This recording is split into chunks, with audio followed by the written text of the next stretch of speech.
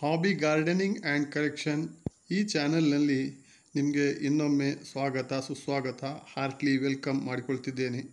ನಾನು ಇವತ್ತು ವಿಡಿಯೋಯಲ್ಲಿ ಕಾಣುವ ಜೇಡ್ ಪ್ಲ್ಯಾಂಟ್ ಅಂದರೆ ಲಕ್ಕಿ ಪ್ಲ್ಯಾಂಟ್ ಇದರ ಬಗ್ಗೆ ಒಂದು ವಿಡಿಯೋ ಮಾಡ್ತಿದ್ದೇನೆ.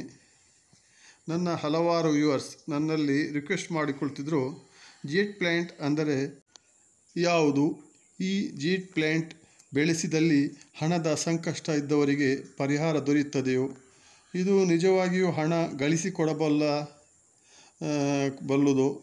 ಇದು ಎಲ್ಲಿ ಸಿಗ್ತದೆ, ಯಾವ ರೀತಿ ಬೆಳೆಸಿ ಯಾವಾಗ ಬೆಳೆಸಬೇಕು ಇತ್ಯಾದಿ ಪ್ರಶ್ನೆಗಳನ್ನು ಕೇಳ್ತಿದ್ರು. ಈ ಎಲ್ಲ ಪ್ರಶ್ನೆಗಳಿಗೆ ಉತ್ತರಿಸಲು ನಾನು ಈ ವಿಡಿಯೋ ಮೂಲಕ ಪ್ರಯತ್ನಿಸುತ್ತಿದ್ದೇನೆ. ಇದನ್ನು ಸ್ಕಿಪ್ ಮಾಡದೆ ತಾಳ್ಮೆಯಿಂದ ಆಲಿಸಿದಲ್ಲಿ ನಿಮ್ಮ ಪ್ರಯೋಜನಕ್ಕೆ ಬರಬಹುದೆಂದು ನಾನು ಭಾವಿಸ್ತೇನೆ. ಡಿಯರ್ ಫ್ರೆಂಡ್ಸ್, ನಾನು ನಿಮ್ಮಲ್ಲಿ ಎಂದಿನಂತೆ ಒಂದು ರಿಕ್ವೆಸ್ಟ್ ಮಾಡಿಕೊಳ್ತಿದ್ದೇನೆ. ನಿಮಗೆ ಈ ವಿಡಿಯೋ ಒಳ್ಳೆಯದೆಂದು ಕಂಡ್ರೆ ಪ್ಲೀಸ್ ಲೈಕ್ ಮಾಡಿ, ಶೇರ್ ಮಾಡಿ ಮತ್ತು ನೀವು ಈ ಚಾನಲ್ಗೆ ಹೊಸಬರಾಗಿದ್ದರೆ ಸಬ್ಸ್ಕ್ರೈಬ್ ಕೂಡ ಮಾಡಿಕೊಳ್ಳಿ.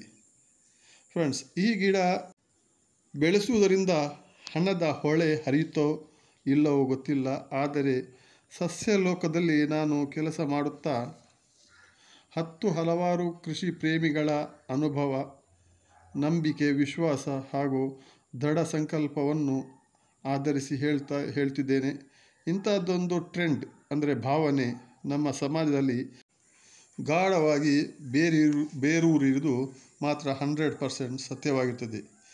ಈ ಜೇಡ್ ಪ್ಲ್ಯಾಂಟ್ ಆಲ್ಮೋಸ್ಟ್ ಎಲ್ಲ ನರ್ಸರಿಗಳಲ್ಲಿ ಧಾರಾಳವಾಗಿ ಸಿಗ್ತದೆ. ಇದನ್ನು ಬೆಳೆಸುವುದು ತುಂಬ ಸುಲಭವಾಗಿರುತ್ತದೆ.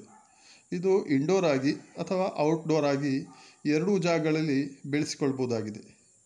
ಇದು ಸೆಕ್ಯುಲೆಂಟ್ ಜಾತಿಗೆ ಸೇರಿದ ಗಿಡವಾಗಿದ್ದು, ಸರಿಯಾಗಿ ನೀರು ಬಸಿದು ಹೋಗುವ ಮರಳು ಮಿಶ್ರಿತ ಮಣ್ಣು ಇದಕ್ಕೆ ತುಂಬ ಸೂಕ್ತವಾಗಿರುತ್ತದೆ. ಇದರ ಬುಡದಲ್ಲಿ ಸದಾ ನೀರು ನಿಲ್ಲದಂತೆ ನಾವು ಜಾಗ್ರತೆ ವಹಿಸಬೇಕಾಗ್ತದೆ. ಸದಾ ನೀರು ನಿಂತರೆ ಈ ಗಿಡ ಖಂಡಿತವಾಗಿಯೂ ಸತ್ತು ಹೋಗುವ ಸಂಭವವಿರ್ತದೆ. ಇಲ್ಲ ಅಂದರೆ ಇದು ವರ್ಷಾನುಗಟ್ಟಲೆ ಕಾಲ ಯಾವುದೇ ತೊಂದರೆ ಇಲ್ಲದೆ ಬಾಡಿ ಬೆಳೀತದೆ.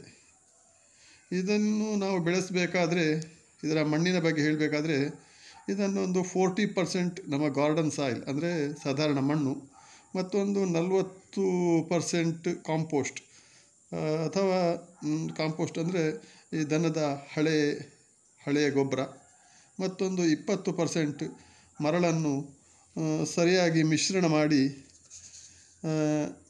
ಅದರಲ್ಲಿ ಈ ಗಿಡ ನೆಟ್ಟರೆ ಇದು ಸದಾ ಹಚ್ಚ ಹಸಿರಾಗಿ ಸುಂದರವಾಗಿ ಬೆಳೆಯುತ್ತದೆ.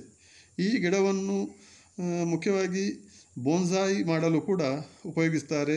ಇದರ ಬೋನ್ಸಾಯಿ ತುಂಬ ಒಳ್ಳೆಯ ಬೋನ್ಸಾಯಿ ಆಗ್ತದೆ. ಈ ಗಿಡದ ಲಕ್ ಮತ್ತು ಬ್ಯಾಡ್ ಲಕ್ನ ಬಗ್ಗೆ ನನ್ನ ಸ್ವಂತ ಅಭಿಪ್ರಾಯವನ್ನು ನೀವು ಖಂಡಿತವಾಗಿ ಪ್ರಶ್ನಿಸ್ತೀರಾ. ನನ್ನ ಸ್ವಂತ ಅನಿಸಿಕೆ ಅಭಿಪ್ರಾಯ ಹೇಳುವುದಾದರೆ, ಹಿಂದಿ ಭಾಷೆಯಲ್ಲಿ ಶ್ರೇಷ್ಠ ಕವಿ ಕಬೀರ್ ದಾಸ್ನವರು ಒಂದು ಕವನವನ್ನು ನಿಮಗೆ ತಿಳಿಸ್ತೇನೆ. ಅದನ್ನು ಅರ್ಥ ಮಾಡಿಕೊಂಡ್ರೆ ಎಲ್ಲದಕ್ಕೂ ತುಂಬ ಸಹಾಯವಾಗಬಹುದು. ಕಿಸ್ಮತ್ ಕಿಸ್ಮತ್ ಆಲಸಿ ಪುಕಾರೆ ಅಂದರೆ ಕಿಸ್ಮತ್ ಆಲಸಿ ಪುಕಾರೆ, ಕಿಸ್ಮತ್ ಹಮಾರೆ ಹಾತ್ ಮೇ ನಹಿ ಹೈ ಮಗರ್ ಹಮಾರೆ ಕಾಮ್ ಮೇ ಹೈ. ಕಬೀರ್ ದಾಸರ ಈ ಅರ್ಥಪೂರ್ಣವಾದ ಕವಿತೆ ನಿಮಗೆ ಅರ್ಥ ಆಗಿರಬಹುದೆಂದು ನಾನು ಭಾವಿಸ್ತೇನೆ. ಅರ್ಥ ಆಗಿದ್ದರೆ ಇಷ್ಟೂ ಆಗಿರಬಹುದಂತ ನಾನು ಭಾವಿಸ್ತೇನೆ. ಮತ್ತು ಅದರ ಆಯ್ಕೆ ನಿಮ್ಮ ಭಾವಕ್ಕೆ, ನಿಮ್ಮ ಭಕ್ತಿಗೆ ಬಿಡುತ್ತೇನೆ. ಮಿತ್ರರೇ, ಈ ನನ್ನ ವಿಡಿಯೋವನ್ನು ನೀವು ಆಲಿಸಿದ್ದಕ್ಕೆ ಅನಂತ ಧನ್ಯವಾದಗಳು. Thank you.